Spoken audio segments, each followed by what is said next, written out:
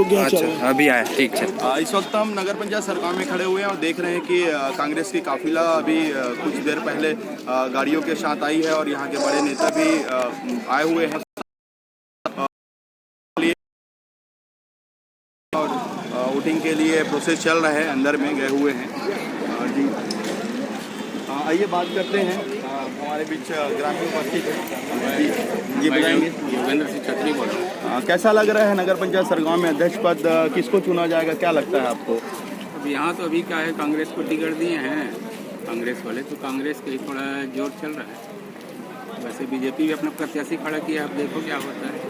नहीं, आप कैसे देखते हैं, कैसा लगता है कि अध्यक्ष किस टाइप से चुन के आएगा और क्या हमारे नगर पंचायत सरगांव में क्या कुछ करने वाले हैं, क्या सोचते हैं यहाँ पे?